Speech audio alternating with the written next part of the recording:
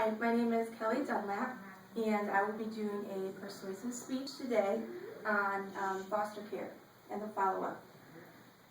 Child care authorities are slacking on the screening of foster care parents and the follow-up of children that are placed in the homes. Some might say that the current process is just fine and that there is nothing to change. Well, let's look at the facts. There are over 400,000 children in foster care in the United States alone. Young people in the foster care system are more likely to become homeless, live in poverty, have bad health, be incarcerated, and be employed at some time in their lives after leaving the foster care system. Only 54% of foster care children earn a high school degree, 2% earn a bachelor's degree or higher, 84% become parents very early, which then exposes their children to the cycle of abuse and neglect. 51% are unemployed, 30% have no health insurance, 25% experience homelessness, and 30% receive public assistance. Their health is not being made a priority, but I ask you why? Why aren't these poor, defenseless children being given the help that they deserve and need? Studies from the Journal of the American Academy of Pediatrics have expressed concern over children entering foster care with chronic health, developmental, and psychiatric disorders. According to the U.S. General Accounting Office, they found that, quote, young foster children do not receive adequate preventive health care while in placement. Many significant problems go undetected or, when diagnosed, are not evaluated and treated. In the years between 2000 and 2007, at least 30 children died while in foster care, as reported by the Children's Advocacy Institute at the University of San Diego School of Law and the San Diego Union Tribune. We don't know the actual number of deaths because confidentiality laws shield the foster parents from exposure. There are obviously too many children in this overcrowded system, so I can see why the screening and follow-up is so difficult to do. But it is our responsibility to go above and beyond to make sure these children are safe and secure in a loving home.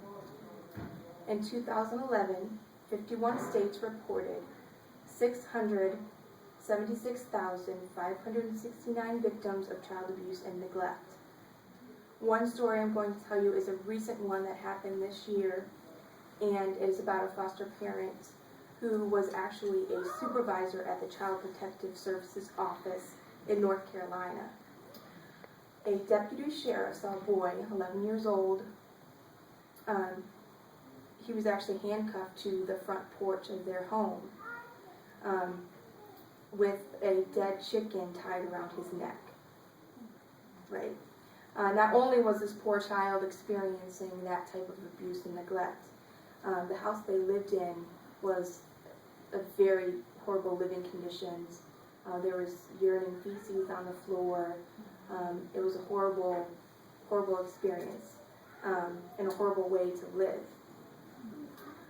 There was also a room inside the house where the parents would put the child in there and handcuff him to a piece of railroad iron. This was not the only child in that home.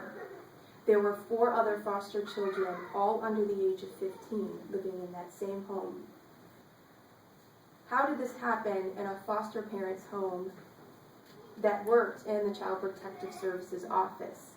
How is that possible? It was this adult's job to take care of and make sure other foster kids were being cared for properly, and she was there to make sure that the things that she was doing, other people wouldn't do. This goes to show you that you can't trust anybody. You need to do proper follow-up on any foster care parent, even if they work in the Child Protective Services office. How is it possible that this happened? How was a person like this able to take care of children? What can you or I do to keep this from happening? The responsible, loving, and caring adults should be responsible for implementing a safer process of how children are being placed into homes, and a more strict policy on the follow-up on the care of those children, the care that they are receiving. Before the adoption or foster care process takes place, there should be a very rigorous, intense, and psychological test that each member of the family, immediate family, should go through. Not only the immediate family, but anyone who will be involved in the child's life. The follow-up done by the social workers should include weekly surprise visits, not every 6 months or every year or every 2 years. It should be done weekly and on a surprise basis, so the parents cannot cover up or cannot hide something that they should not be doing.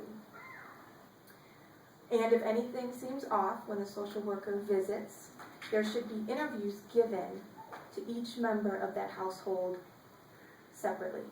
They should each be taken into a separate room and talked to without anybody else influencing them. That way they can get the real story about what is going on in the home. This may seem a little extreme, but extreme measures need to be taken to keep these children safe so we can stop the vicious cycle of abuse and neglect. Let's say that 100 trustworthy adults from each state would take in just one child. That would be 5,000 children in the United States being saved from these awful statistics. Will you be one of those adults? Would you be willing to save a little boy or a little girl who knows nothing but hurt and neglect and loneliness and turn their lives around for the better? Think of the satisfaction knowing the good that you could accomplish and how you could keep an innocent child safe from harm. Look deep inside yourselves and see if you can imagine giving a child the best gift they could ever receive.